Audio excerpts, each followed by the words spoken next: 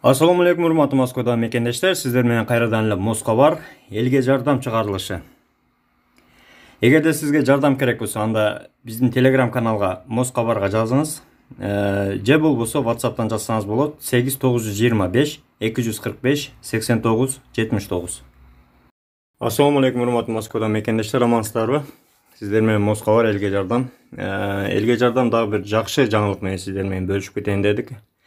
Бұл кече эле жакында кабыл алынган мыйзам боюнча Россия Федерациясынын мамлекеттик думасы депортацияланган мигранттарга мунапыс берүүнү колдоду. Мунапыс деген амнистия, билесиздер. Демек, эгерде ушул законопроектти колдосо, ушул өтсө, көптөгөн депортация болгон мекендештерибиз буйруса чорный списоктон чыгып кайра келгенге мүмкүнчүлүгү бар.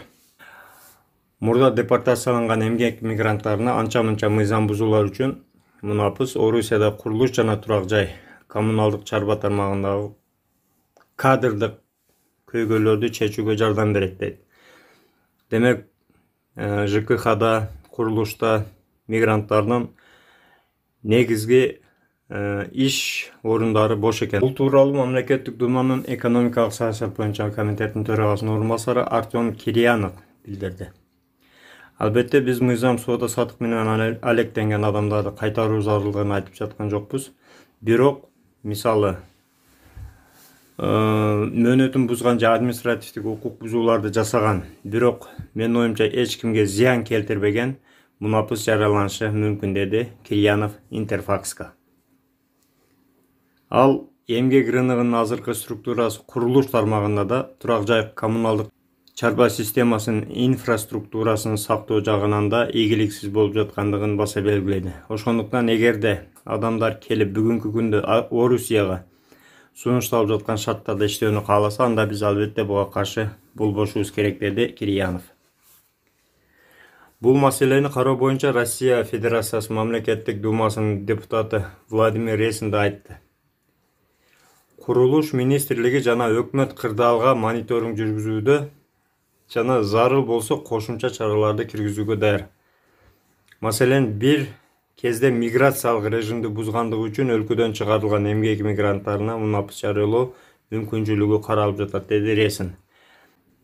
Демек, туугандар, эгерде ушул мыйзам кабыл алынып калса, жакынкы күндөрү амнистия 2023 амнистия болсо, көптөгөн биздин мигрант мекендештерибиз кайрадан эле чорный списоктон чыгып келип иштесе болот.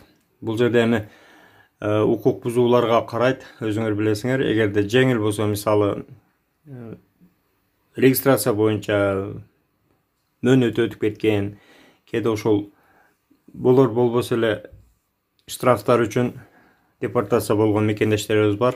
Ошолорго буйруса мүмкүнчүлүк түзүлмөкчү. Андыктан бөлүшүп коюңуздар, туугандар.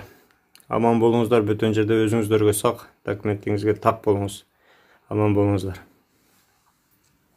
Туугандар, элге жардам чыгарылышынын демөөрчүсү сүйүн 8926 920 51 51 8965 400 02 93.